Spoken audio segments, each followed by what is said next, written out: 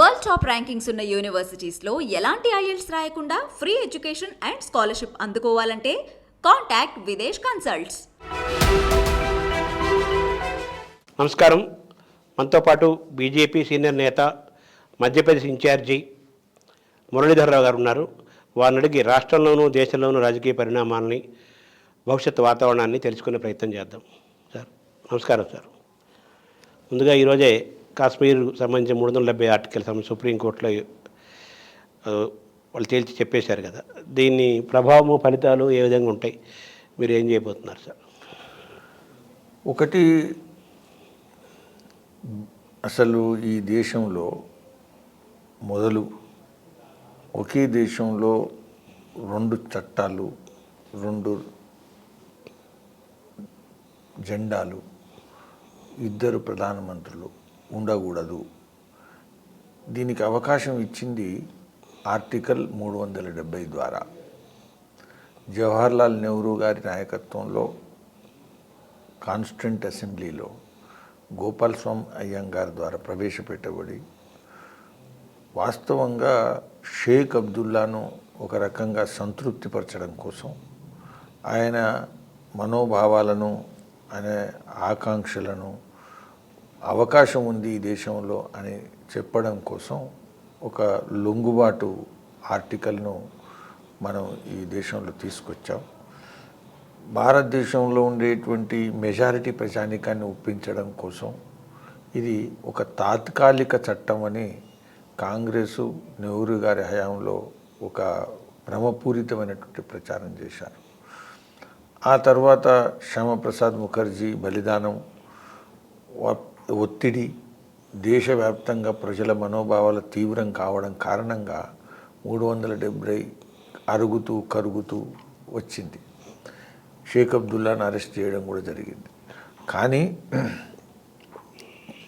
Temporary article 370 article పూర్తిగా ఎప్పుడు కూడా పోలేదు.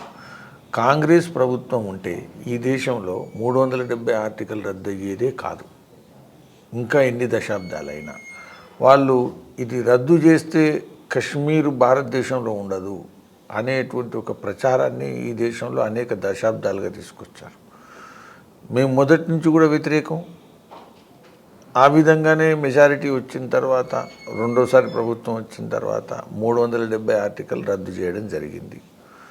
పాకిస్తాన్కు ఇందులో ప్రమేయం లేదు, జోక్యం లేదు. అదేవిధంగా యుఎన్ఓకు ఇందులో ప్రమేయం లేదు, జోక్యం చేయలేదు. ఎందుకంటే జేఎండ్కే మన దగ్గర విలీనమైంది. పూర్తి మిగతా రాష్ట్రాలు ఏ విధంగానైతే విలీనమయ్యో అదేవిధంగా అది విలీనమైంది. అయితే చివరికి భారతీయ జనతా పార్టీ నరేంద్ర మోదీ గారి నాయకత్వంలో మాత్రమే 370 ఆర్టికల్ రద్దు చేయడం ఏదైతే చేసింది సాధ్యమైంది. ఇది ప్రధానమైన అంశం. ఆ తర్వాత దీన్ని వ్యతిరేకిస్తూ ఇది చట్టపరంగా, రాజ్యాంగపరంగా దీనికి అవకాశం లేదు, కాన్స్టిట్యూంట్ అసెంబ్లీ జమ్మూ కాశ్మీర్ ఏదైతుందో అది ఉనికిలో లేదు, అది ఆమోదిస్తే తప్పిస్తే కాదు అనే రకమైనటువంటి అనేక తర్కాలు, అనేకమైనటువంటి లాజిక్స్ తీసుకొచ్చి ఈరోజు సుప్రీంకోర్టు 2019 ఈ యొక్క రద్దు అయిన తర్వాత సుప్రీంకోర్టులో వెళ్ళడం జరిగింది. ఈరోజు చరిత్ర సృష్టించినటువంటి రోజు, చరిత్రలో ఈ రోజు నిలబడేటువంటి రోజు. 370 ఆర్టికల్ టెంపరీ ఆర్టికల్, దాన్ని రద్దు చేయడంలో అనేకమైనటువంటి ప్రొవిజన్స్ ఏవైతున్నాయో వాటన్నిటి విషయంలో చాలా స్పష్టంగా, వివరంగా ఈరోజు ధర్మాసనం, సుప్రీంకోర్టు 5 జడ్జిల ధర్మాసనం పూర్తి వివరంగా ఇది పూర్తిగా రాజ్యాంగబద్ధం, చట్టబద్ధం, చట్ట పరిధిలో, రాజ్యాంగ పరిధిలో ఈ విధమైనటువంటి రద్దు చేయడం పూర్తిగా సమంజసం, అధికారం ఉంది. రాష్ట్రపతి దీన్ని ఏదైతే ప్రకటించడం ఏదైతుందో ఇది సహేతుకమే, ఇది అంగీకార ఆమోదయోగ్యమే అనేటువంటి విషయం, ఆ నిర్ణయాన్ని ఒప్పుకొని సుప్రీంకోర్టు చట్టపరంగా ఇది న్యాయపరంగా నిలబడుతుంది అనేది ఈరోజు ప్రకటించారో, దీంతో 370 పర్మనెంట్గా ఒక భూతం ఏదైతుందో అది సమాధి చేయబడింది, ఇక మళ్ళీ తిరిగి రాకుండా. కాబట్టి భారతదేశంలో ఈ సుప్రీంకోర్టు కూడా చెప్పింది ఈరోజు, ఇది ఏర్పరిచింది కూడా బహిర్గతంగా చెప్తూ ఏంటంటే మన దేశ సమైక్యతను సమగ్రతను వేగవంతం చేయడంలో ఇది సహాయకంగా ఉండాలా తాత్కాలికంగా అని చెప్పడం జరిగింది. కాబట్టి ఈ 370 అధికరణ వేగవంతం ఏదైతే ఉందో సమగ్రత ఐక్యతను చేయడం కాకుండా అదొక గుదిబండగా మారింది, అదొక అడ్డంకిగా మారింది. కాబట్టి దాన్ని రద్దు చేయడం ఏదైతుందో భారతదేశ సమైక్యతకు సమగ్రతకు అన్ని రాష్ట్రాలు సమానమే అనేటువంటి దృక్పథం ఏదైతుందో ఈరోజు మొత్తం కూడా చట్టపరంగా రాజ్యాంగపరంగా అది రుజువైంది. అది సుప్రీంకోర్టు కూడా కరెక్ట్ ఉంది అని నిలబెట్టింది.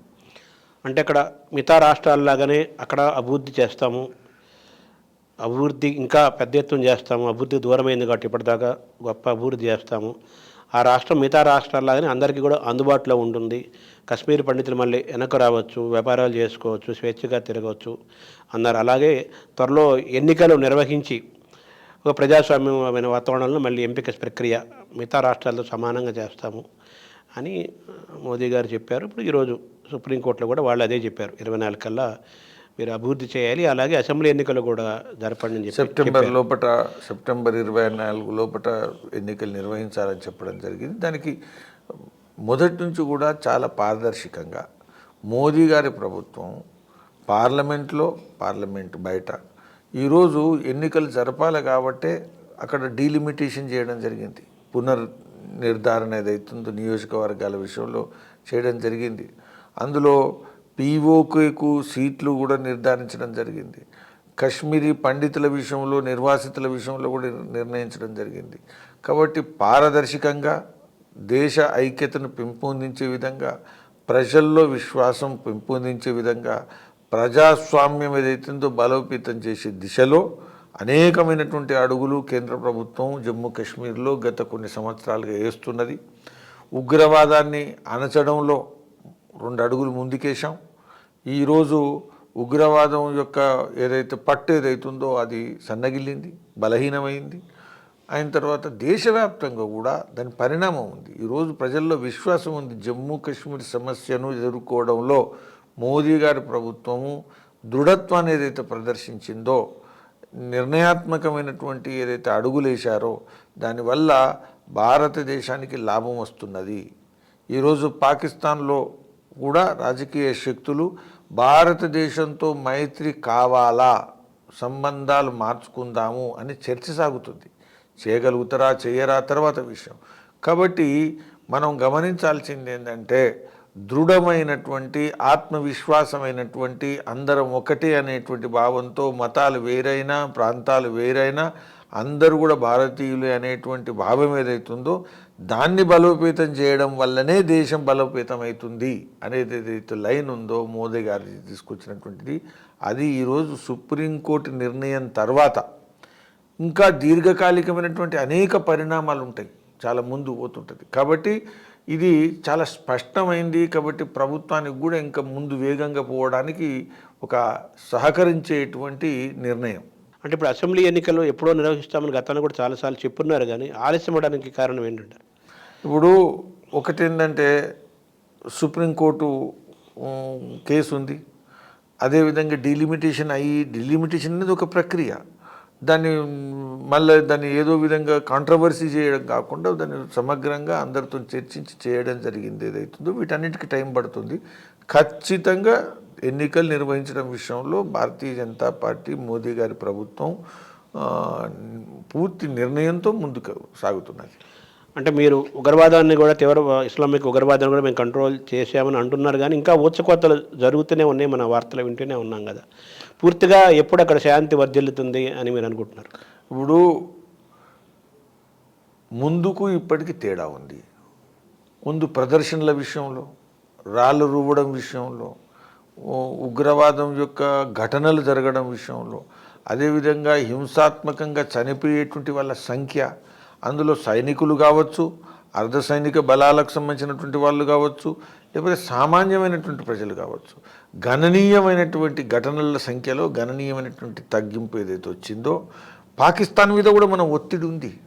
పాకిస్తాన్ నుంచి ఏదైతే ఎగుమతి ఏదైతే జరుగుతుందో ఉగ్రవాదం, దాని విషయంలో బీజేపీ మోదీ గారి ప్రభుత్వము ఆడ ఒత్తిడి ఉంది. అంతర్జాతీయంగా మనకు పెరుగుతున్నటువంటి ప్రభావం కారణంగా, మన దృఢత్వం కారణంగా మనం ముందుకు ఏదైతే పోతున్నామో దానివల్ల ఈరోజు పాకిస్తాన్ కూడా ఐసోలేట్ అయింది, ఒంటరి అయింది. కాబట్టి వీటన్నిటి యొక్క పర్యవసానం కారణంగా ఈరోజు జమ్మూ కాశ్మీర్లో ఒక రకమైనటువంటి సురక్షితమైన వాతావరణము వచ్చి వెళ్ళేటువంటి వాళ్ళ సంఖ్యల అయితే టూరిస్టులు ఎవరైతే ఉన్నారో వాళ్ళు పెరుగుతున్నారు, తగ్గట్లేదు. కాబట్టి ఈరోజు దేశ ప్రజల్లో కూడా నమ్మకం వచ్చింది, ఇది ముందుకు పోతుంది, లాభం జరుగుతుంది అనేటువంటి నమ్మకం వచ్చింది. అయితే 70 సంవత్సరాల సమస్య ఇది ఏదో ఒక 2 సంవత్సరాలు వచ్చింది కాదు. ఇది కేవలం లా అండ్ ఆర్డర్ కాదు, ఇంటర్నేషనల్ ఫోర్సెస్ వెనుక ఉండి దేశంకి వేర్పాటు ఉద్యమాన్ని నడిపించేటువంటి సమస్య. అనేక ప్రభుత్వాలు ఏదైతే తప్పిదాల కారణంగా ఒక క్లిష్టత పెరిగినటువంటి సమస్య. దానిలో బీజేపీ ప్రభుత్వం ముందుకెళ్తున్నది. ఎన్నికలు కూడా జరుగుతాయి. మీకు సర్పంచ్ ఎన్నికలు, లోకల్ బాడీ ఎన్నికలు, అసలు మొత్తం జమ్మూ కాశ్మీర్ ఏర్పాటైన కానుంచి ఇప్పటి వరకు ఇంత పారదర్శకంగా ఇంత లీడర్షిప్ను ఇన్వాల్వ్ చేసి అందరూ ఫేర్ ఓటింగ్ చేసేటువంటి ఎన్నిక జరగలేదు. ఇదే మొదటిసారి అని అందరూ ఒప్పుకున్నారు లోకల్ బాడీ ఎలక్షన్స్లో. కాబట్టి కొత్త నాయకత్వం కూడా నిర్మాణం అవుతున్నది అక్కడ. అంటే స్థానిక ముస్లిమ్స్ నుంచి చాలామంది కశ్మీర్ పండితులు వెళ్ళిపోయారు. తిరిగి మళ్ళీ కశ్మీర్ పండితులు వెనక్కి వచ్చే వాతావరణం వస్తుందనే విశ్వాసం మీకుందా? ఒకటి గుర్తుపెట్టుకోండి, కశ్మీర్ సమస్య ఫుల్ స్టాప్ ఎప్పుడైతుందంటే కశ్మీర్ పండితులు గర్వంగా సగర్వంగా ఇది నా మాతృభూమి అని కశ్మీర్ లోయలో స్థిరపడ్డ రోజే. భారతదేశ ప్రభుత్వానికి ఇది గీటురాయి, కశ్మీర్ సమస్య సమాధానానికి ఇది గీటురాయి. కశ్మీర్ ముస్లిమ్స్ కూడా మేము ఇతర మతస్థులైనటువంటి హిందువులైనటువంటి కశ్మీరీలను స్వాగతిస్తాము అని స్వాగతించి ఈ సమస్యకు పరిష్కారం మేమందరం కూడా సహకరిస్తున్నామని చెప్పడానికి కూడా గీటురాయి ఇదే. కాబట్టి ఇది అందరి ముందు ఉండేటువంటి సమస్య. ఇది భారత ప్రభుత్వం ముందు, అదేవిధంగా జమ్మూ కాశ్మీర్ ప్రభుత్వం ముందు, అదేవిధంగా జమ్మూ కాశ్మీర్ ప్రజల ముందు, అదే విధంగా కశ్మీర్లో ఉండేటువంటి మెజారిటీ ముస్లింల ముందు. ఎందుకంటే భారతదేశంలో కూడా ఒక విషయం ముందు జరుగుతున్నది. ఎక్కడెక్కడైతే ముస్లిమ్స్ మెజారిటీ అవుతారో అక్కడ హిందువులకు ఇతర మతస్థులకు భద్రత లేదు, రక్షణ లేదు. ఏదైతుందో అది ముస్లింలకు మంచిది కాదు. కాబట్టి కశ్మీర్ ముస్లింల మీద ఒక గురుతర బాధ్యత ఉంది. కశ్మీర్తో వేల సంవత్సరాలుగా ప్రాతినిధ్యం వహించేటువంటి సంస్కృతికి ప్రతిరూపాలైనటువంటి కశ్మీరీ పండితులు కశ్మీర్ వ్యాలీలో సురక్షితంగా లేరు అనుకున్నప్పుడు వారి పట్ల ప్రపంచం కూడా ఆలోచించాల్సి వస్తుంది. వారు మాట్లాడుతున్నటువంటి మాటల్లో నిజాయితీ లేదనేది, వాళ్ళు సహిష్ణువులు కాదు అనేది, వాళ్లకు బ్యాడ్ ఇమేజ్ పెరుగుతుంది. కాబట్టి వాళ్ళు కూడా ఈ సమస్యను పరిష్కరించేటువంటి దిశలో కశ్మీరీ పండితుల్ని కశ్మీరీ లోయలో మళ్ళీ స్థిరపడడంలో ముందడుగేసి సహకరించాల్సినటువంటి అవసరం వాళ్లకు ఉంది. దేశవ్యాప్తంగా ఉండేటువంటి ముస్లింలను దృష్టిలో పెట్టుకొని కూడా ఇది వాళ్ళు చేయాల్సిన పని. ఎప్పటికీ ఇదంతా అవుతున్నారు? రాబోయేటువంటి రోజుల్లో ఖచ్చితంగా 4, 5, 6, 7 సంవత్సరాల్లో ఈ సమస్య సాల్వ్ కావాలా అనేటువంటి విషయం. అయితే దీర్ఘకాలికమైనటువంటి సమస్య. మన దేశంలో అనేక విషయాలను చాలా సున్నితంగా మనం ముందడుగేయాల్సి వస్తుంది. రామ జన్మభూమి సమస్య ఎన్ని సంవత్సరాల తర్వాత పరిష్కరించబడింది, కానీ పరిష్కరించబడింది. అంటే అయోధ్య అంశం, రామ మందిర నిర్మాణం ఇది కూడా ఈ నెలలోనే జరగబోతుంది. 370 ఆర్టికల్ రద్దు తారీఖు ఒక క్లారిటీ మీకు రావడం, ఈ రెండు జరిగి ఇవన్నీ కూడా మీకు పొలిటికల్గా ఒక మైలేజ్ వచ్చే అంశంగా రాజకీయ విశ్లేషకులు చెబుతుంటారు. అయితే కశ్మీర్లో స్థానికుల నుంచి వ్యతిరేకత కానీ, అలాగే ఇస్లామిక్ మతతత్వ వాతావరణంలో భవిష్యత్తులో ఎటువంటి పరిస్థితులు అయినా రావచ్చు అనే ఒక భయాలు కూడా కలుగుతున్న నేపథ్యంలో మీరు ఎలా చూస్తున్నారు ఈ అంశాలను? భయాలు దేశంలో గణనీయమైనటువంటి సంఖ్యలో ముస్లిం జనాభా ఉంది. వేల సంవత్సరాలుగా జీవిస్తున్నటువంటి జనాభాలో మత మార్పిడి కారణంగా ముస్లింల సంఖ్య వందల సంవత్సరాల నుంచి ఇక్కడ జీవిస్తున్నది. ఈ దేశంలో వాళ్ళు పౌరులు, ఈ చట్టానికి వాళ్ళు బాధ్యులు. అయితే భారతదేశం యొక్క సంస్కృతి ఇస్లాం సంస్కృతి అవుతుంది భవిష్యత్తులో అనేది అవుతుందో అది ఎవరు ఒప్పుకోరు. అది రాజ్యాంగ సమ్మతం కూడా కాదు, అది ఒప్పుకునేటువంటి విషయం కూడా కాదు. అయితే హిందువులను బెదిరించి హిందువులకు అభద్రతా భావాన్ని కల్పించే విధంగా ఇస్లామిక్ మతతత్వవాదం ఏదైతుందో, రాడికలిజం ఏదైతుందో, అది దాన్ని తిరస్కరించి దానికి ఎదురుగా పోరాడడం కేవలం హిందువులదే కాదు, ముస్లింలకు కూడా అంతే సమానమైన బాధ్యత ఉంది. అది ముస్లింలకు కూడా మంచిది కాదు. ఆ రకమైనటువంటి భావన, ఆ రకమైనటువంటి దృక్కోణం ఏదైతుందో అది సమూలంగా ఇక్కడ ఉండేటువంటి ముస్లింల యొక్క పౌరుల యొక్క అధికారాలు, అదేవిధంగా వాళ్ళ హక్కులు, అదేవిధంగా మహిళల యొక్క స్వాతంత్రం, ఇవంతా కూడా హరించేసేటువంటి విషయం మనం ఆఫ్ఘనిస్తాన్లో చూస్తున్నాం, మనం ఇతర దేశాల్లో చూస్తున్నాం. కాబట్టి ఈ పోరాటం ఏదైతుందో మౌఢ్యానికి వ్యతిరేకంగా, మతతత్వవాదానికి వ్యతిరేకంగా, ఛాందసవాదానికి వ్యతిరేకంగా పోరాటం ఏదైతే ఉందో అది మన రాజ్యాంగంలో నిహితమైంది. అది రాజ్యాంగ రక్షణ, రాజ్యాంగానికి మనం ఇచ్చే గౌరవానికి సంబంధించిన పోరాటంగా భావించి అది మతాలకు అతీతంగా అందరూ పోరాటం చేయాలి. అంటే వాజ్పేయి ఆలోచించిన కశ్మీరియత్ అనే దానికి ఈ మోడీకి ఏమన్నా తేడా ఉందా, ఏమన్నా పెరిగిందా, ఏమంటుంటారు దాన్ని? మోదీ గారైనా అటల్ బిహారీ వాజ్పేయి గారైనా భారతదేశ రాజ్యాంగాన్ని ప్రకారమే గౌరవించి ముందుకెళ్ళేటువంటి వాళ్ళు. మన జాతీయవాదం ఏదైతే మేము ప్రవచిస్తున్నామో ఇది హిందూ జాతీయవాదం అని అపప్రచారం చేస్తున్నారు. ఒకటి గమనించాలా, ఈ జాతీయవాదము రాజ్యాంగంలో పొందుపరిచినటువంటి జాతీయవాదానికి భిన్నమైంది కాదు. కాన్స్టిట్యూషనల్ నేషనలిజం, అదేవిధంగా భారతీయ జనతా పార్టీ లేదా మోదీ గారి ప్రభుత్వం ప్రవచించేటువంటి జాతీయవాదానికి ఎలాంటి తేడా లేదు, భావ సారూప్యత కలిగినటువంటిది. ఏమాత్రం కూడా అంతర్విరోధం కానీ ఇదేం లేదు.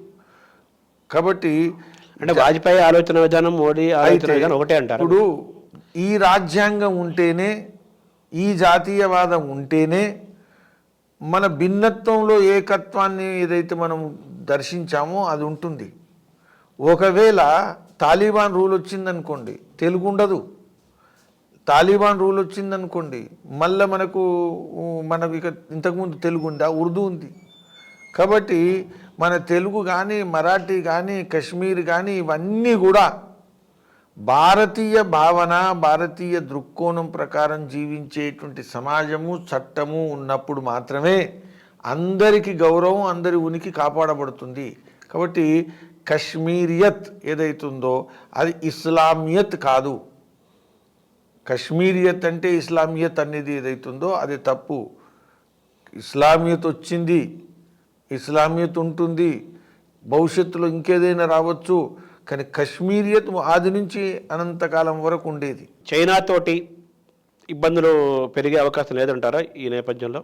చైనా మన పైన చేస్తుంది కదా. మన ఒక పక్కన ఉండేటువంటి దేశం, అనేక మైళ్ళు మనకు సామాన్యమైనటువంటి సరిహద్దు కలిగినటువంటి దేశం, ప్రపంచంలో అత్యధిక జనాభా ఉండేటువంటి దేశాల్లో మనతో పాటు ఉన్నది చైనా.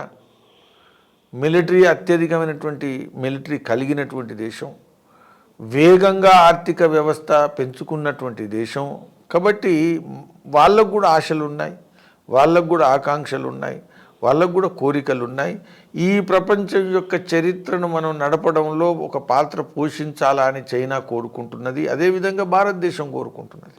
అంటే అగ్రరాజ్యం దిశగా చైనా పోటీ నడుస్తుంది. అయితే విస్తారవాదం ఏదైతుందో, అతిక్రమణవాదం ఏదైతుందో అది భారతదేశం ఏదో చిన్న దేశంగా అంగీకరించడానికి.